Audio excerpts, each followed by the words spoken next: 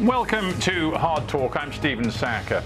Making people laugh is a precious gift. We treasure the comics, the comedians, the professionally funny men and women who add and inject laughter into cultures all over the world. But who defines what is funny?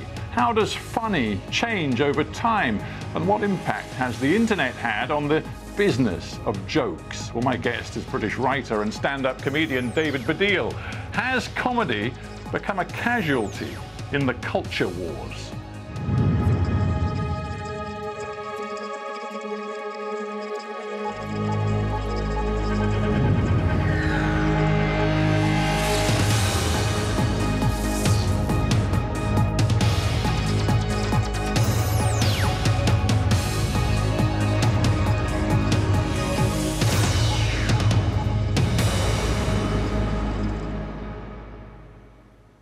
David Baddiel, welcome to Hard Talk. Stephen. How are you? I'm well, and in fact I'm very well because I've just seen your latest stand-up show and it prompts a very simple question. Are you in an abusive relationship with your smartphone? Probably yes. I think so. Well, I'm certainly in an addicted relationship with my smartphone and my laptop and whatever else I access social media with. I am undeniably addicted to social media, but we might as a culture be addicted to social media. And if you want to be in the conversation now, it's very hard to actually exclude yourself from that by not being on social media. So part of it is whatever else addiction is, some kind of weird dopamine hit that you get from it, a narcissistic urge to have an audience and all the sort of things that I know are kind of shallow and bad. But at the same time, if you are a comedian, you are to some extent a social commentator, even if you come into it via comedy, you need to be in the conversation. And that's where it happens now. In Hamilton, there's this song, The Room Where It Happens, which is about history. That room now is the smartphone.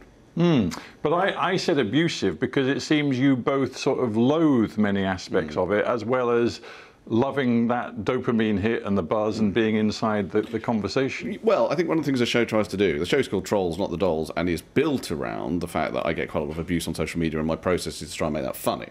Rather than getting angry about it or indeed ignoring it, which or whatever the mantras are, I try and make it funny because I see them essentially as hecklers, and the job of a comedian is to try and make hecklers funny, and certainly not to get angry about it. Do you ever get angry? Yeah, very occasionally. But not very often, actually, and less and less. I think now I very much treat them as fodder for comedy, or I do ignore them if I don't think there's anything there. But this show isn't just about the bad part. So social media is very complicated in terms of what it's doing to us.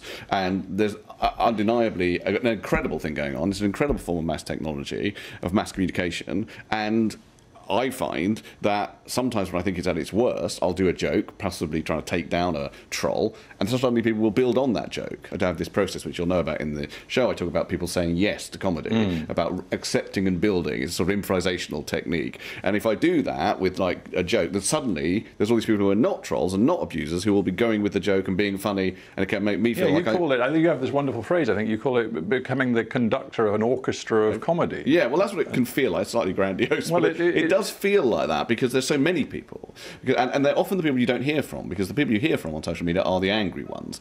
They're the loudest ones because that's what they're doing. Anger is a way of increasing visibility on social media. It's a way of shouting, here I am, here is my identity. But there's all these people who are not doing that, who will come out, sometimes for comedy, as it were. They'll be brought out by a joke, and then they'll suddenly be really funny and witty, and you think this is a marvellous thing. But I'm intrigued by this idea that you've given to me, that you can't afford not to be on Twitter, that somehow this is the conversation. Of course, there are, frankly, millions of people in the United Kingdom and many, many, many millions of people around the world who couldn't give a fig about Twitter or social media. Why? And in fact, interestingly, your own wife has told you she has no interest. Well, she's not been on any form of social media. Yeah, and so when you say, oh, this is the real world of today, no, it's not actually the real world. No, I don't quite say that. What I say is I think it drives what's going on in the real world now. Obviously, there are a lot of people who aren't on it, but there is a lot of people who are. I mean, not just Twitter, Instagram and Facebook and TikTok and whatever. The whole phenomenon, it is billions of people. But I also think there's a specific thing with Twitter, which is it's not actually that big a platform, but it does seem to drive a certain amount of the social and political agenda because a lot of politicians are on it, a lot of journalists or whatever, and the old media does a thing of picking up on what's said on Twitter and using it to say, oh, this is happening, or this outrage, or whatever. And so what you get is driving the temperature of discourse up happens via social media. But even as you're talking and very passionate and engaged, describing to me how Twitter works and why it matters, I'm thinking to myself, you're a really creative guy. You've got lots going on in your life. You write children's books. You write other serious books. We'll talk about this one later. You write jokes for a living. You're a comedian and a TV personality and all sorts of other things.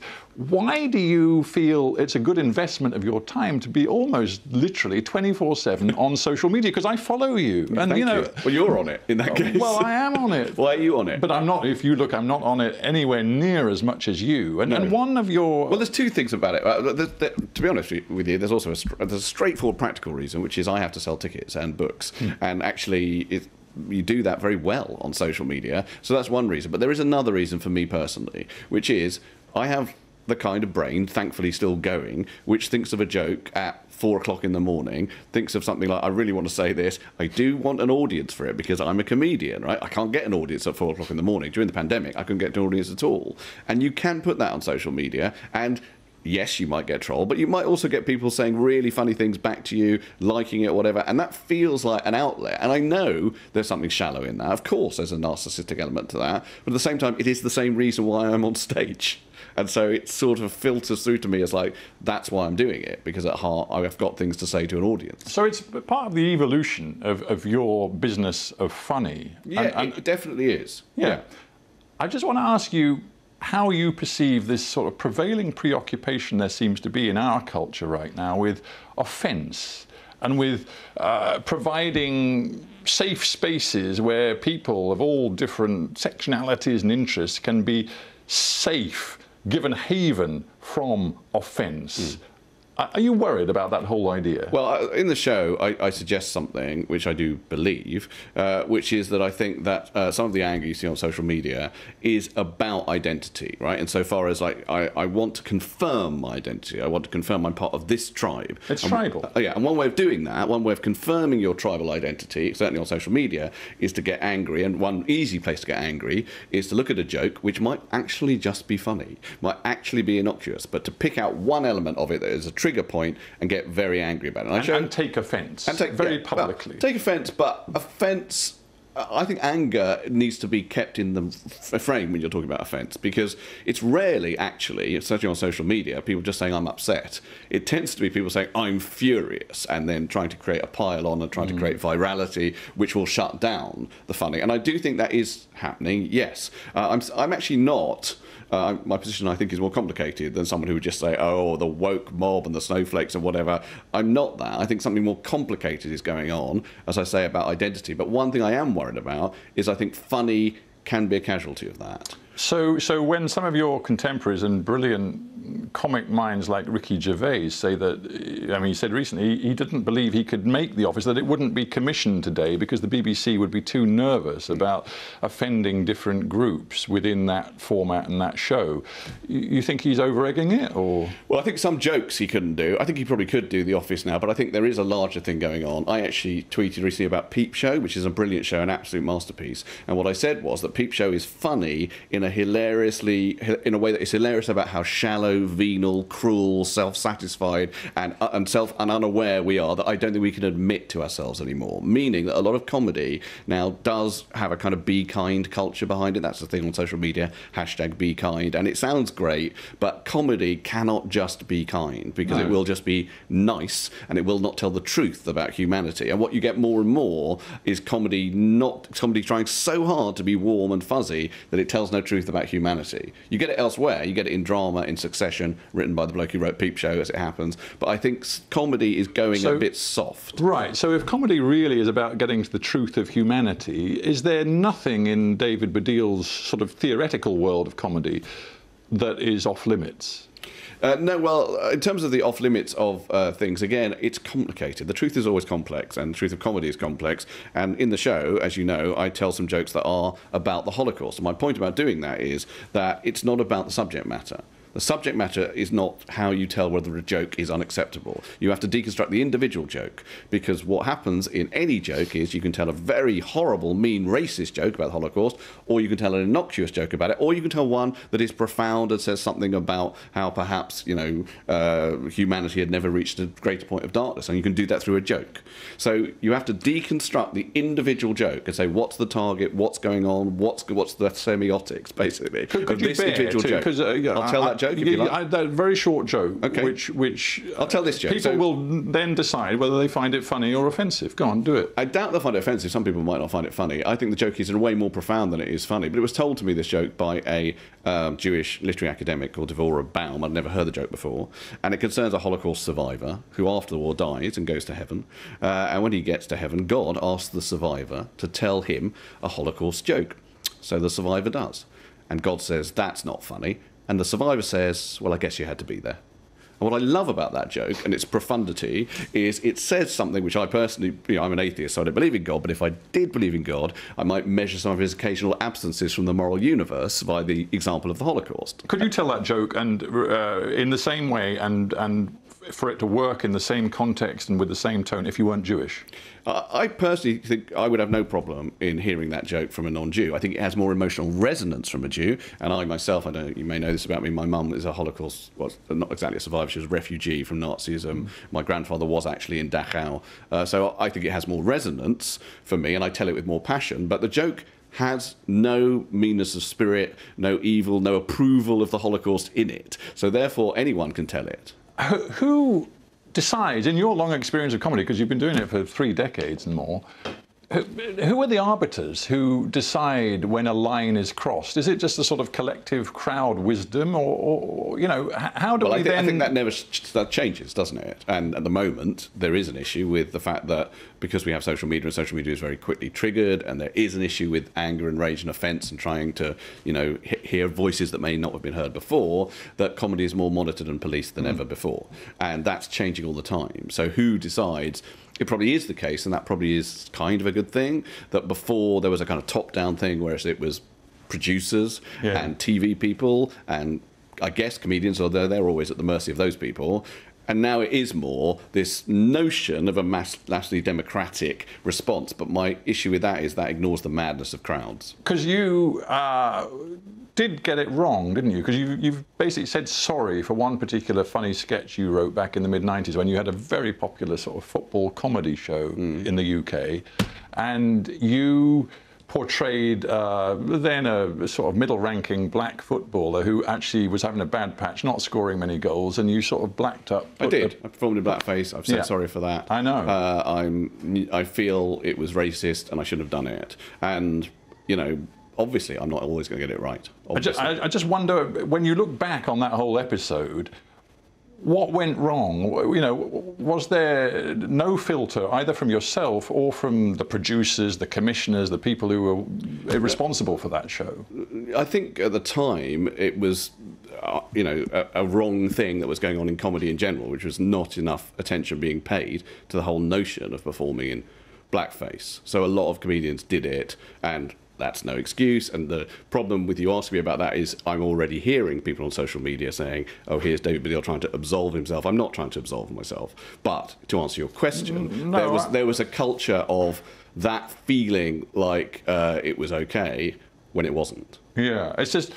Again, in the show that I've just watched, you talk about empathy and humanity in comedy, and Jason Lee, the footballer who used to play for Nottingham Forest, who was the subject of that particular sketch, which was repeated, I think, over weeks, he said, you know what, it lacked empathy because you were talking about my hairstyle, you were talking about ethnicity. A lot of black people, not just me, a lot of black people wore dreadlocks then and felt deeply offended by this mockery. And he even last year said it would be really nice for David Baddiel to reach out and say sorry.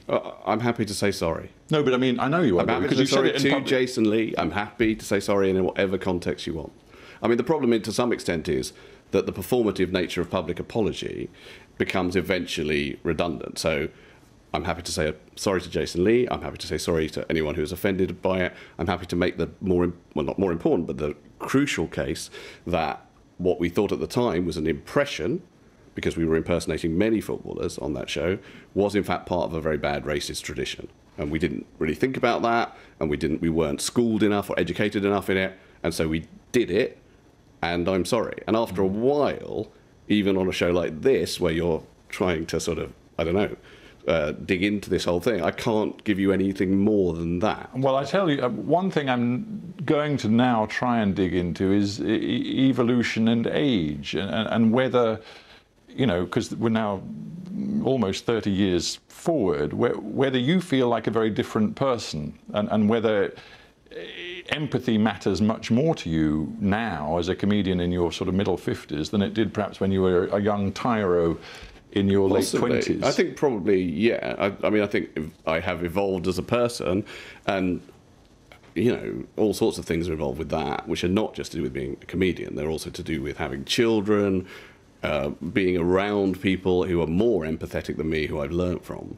And also, I think, just the notion of empathy, which is important and which trolling leaves out, does have to involve imagining the inner life of someone else. And there is an issue there which is sort of not just to do with what you're bringing up about race, but which is in general. And it's quite complicated because it comes back to what I was saying about comedy being allowed to be not just nice. And I think that's what you see a lot, is when people decide, well, this is cruel and mean, or punching up or punching down.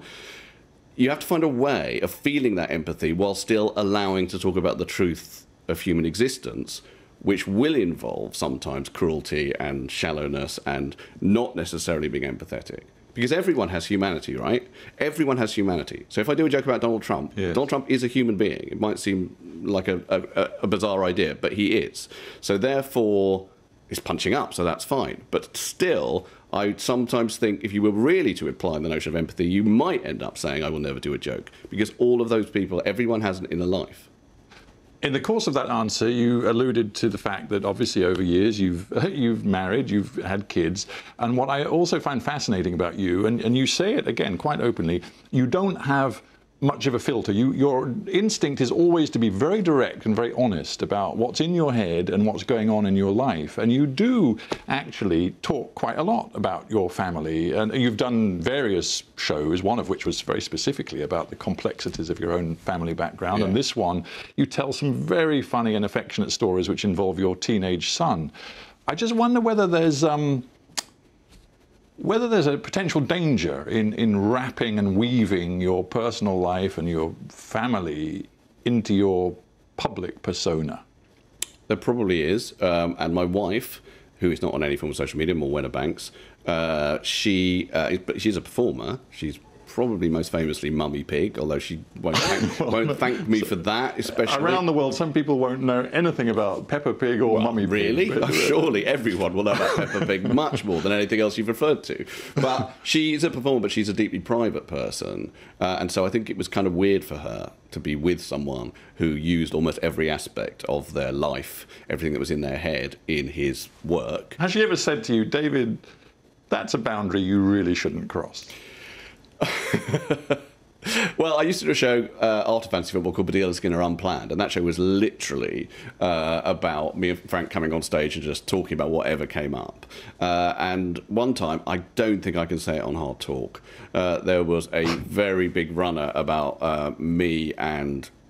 Yeah, I can't talk about it. It's a sexual thing. It's a sexual thing. That's where you were going. And she just turned to me afterwards and said, you know, I have to go to the school gate tomorrow and pick up our children, and everyone will know that you've been totally honest about this thing that you do. Let me get away from being the professional funny man for a bit and get to you as you've become a serious writer about serious things and a serious documentary maker. You've already told me a little bit about your Jewish family history. You've explored in documentary form Holocaust denial. You have written a book, this one, Jews Don't Count, which looks at what you see as the failure of the progressive left, particularly in the UK, to take full account of anti-Semitism as one of the discriminatory prejudices that taint society. You think somehow, as the title suggests, Jews don't count.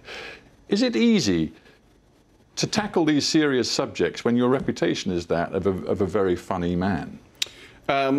I don't know. I mean, for some people it will be. For me, it isn't. The book has got quite a lot of jokes in it. I don't really see clear boundaries between funny and, I guess, intelligent, or whatever you might call it. That wasn't a very intelligent sentence, so it doesn't bear that out very well. But what I mean is, the book is complex. It's trying to draw some quite complex intellectual ideas around how anti-Semitism has been a neglected thing that the people who are very obsessed with identity politics have left behind.